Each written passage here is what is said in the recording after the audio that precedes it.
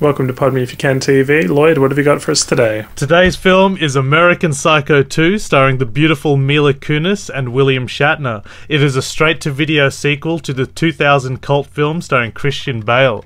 The film opens with a 12-year-old girl tied up at a dinner table and is forced to watch her babysitter murdered by Patrick Bateman. While Patrick Bateman is dissecting the babysitter, the 12-year-old girl manages to break free and sneak up behind Bateman and kill him with an ice pick. Fast forward to the present day, the girl named Rachel Newman is now in college studying criminology under Professor Starkman, who's played by William Shatner, a former renowned FBI agent. Rachel's dream is to become a top FBI agent herself, hunting serial killers, but in a class there are 3 rival students fighting to get into a teaching position, which under Professor Starkman is a sure lead to get into the FBI.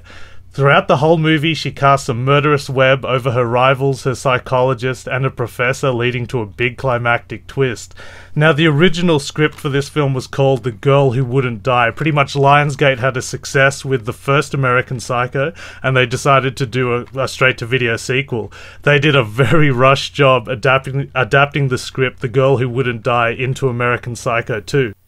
The film is pretty universally hated by critics and audiences, scoring about 11% on Rotten Tomatoes and 3.9 on IMDb.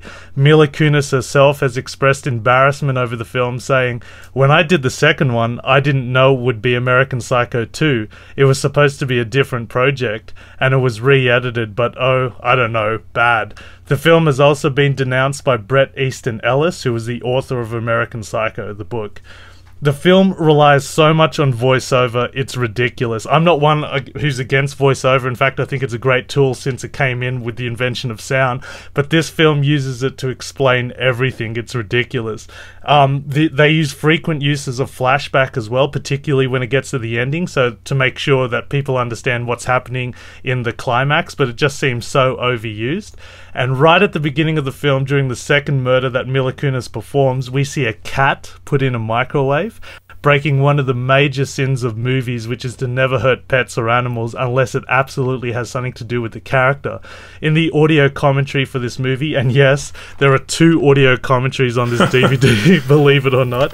On the audio commentary, the director Morgan J. Freeman says he's allergic to cats and absolutely hates them, hence why he had to put the cat in the microwave. But right then and there, he loses a huge percentage of viewers, including myself. I thought it was really done in bad taste.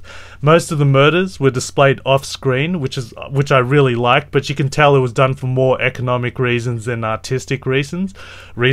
Also, I know this is a black comedy, but they use this comedy-like score all throughout it, so any scene that tries to generate some sense of drama or atmosphere is dispelled by the use of this score. I think it's used really horribly. I think the direction was adequate considering the budget constraints, and I think all the actors struggled to find anything good with this terrible script, so I can't fault them on that at all. But some of the makeup on the dead bodies were pretty good. I got to admit that looked pretty cool. That's a worry when you're clinging on to the makeup being one of the highlights. Just to get it out of the way, guys, this is an American R-rated movie, and no, Mila Kunis does not get nude in the film, so if you're thinking of renting it for that, you can forget about it. In the audio commentary, Mila Kunis appears very bubbly and supportive and talks about how fun it was to make the movie, which is pretty funny because I'm assuming well after that commentary was recorded, she has pretty much expressed embarrassment over the movie. This is a blemish on her career, no doubt. The director, throughout the whole audio commentary, and I listened to the whole thing, seems to keep emphasizing and trying to make it clear what exactly is happening at the end. But hey, Morgan, who cares? None of the characters were interesting. They're all as shallow as the uncompromising plot. Like, any character that might show some interest in the drama is killed off. Mila Kunis starts off as a very interesting character, that she's going to be like this Dexter person in the FBI hunting serial killers, but her relentlessness in killing almost the whole cast just makes her so unlikable. The only thing that's okay about this movie that I guess you can say is that Mila Kunis is so driven to get to a goal. She's willing to throw everything she can to get there. So she's a very passionate and driven character. But the movie is too focused on the plot twist at the end to focus on any of these themes. I think this is a terrible movie, a hurtful mark on the American Psycho name. By the way, I haven't seen the first one. Okay, so in the first one, Patrick Bateman, Yep. who's portrayed by Christian Bale, is the American Psycho. You're telling me that he gets killed in this film by her as a 12-year-old girl? That's right. As he's killing a babysitter, she's tied up having to watch this, but as he's dissecting her, you're never quite sure what he's doing to her body. She breaks free, sneaks up behind him and stabs him in the head with an ice pick, and that's what, yeah. The Fans great Patrick of the Bateman. first one, would not be impressed. I don't think anyone was impressed with this movie, but it's funny how it bears the name American Psycho 2. Just such a hurtful mark on the franchise. Yeah, as if she's taking over the legacy. One question I'm going to ask, Yep. Spoilers for those who might want to see this film. Does she survive? Yes.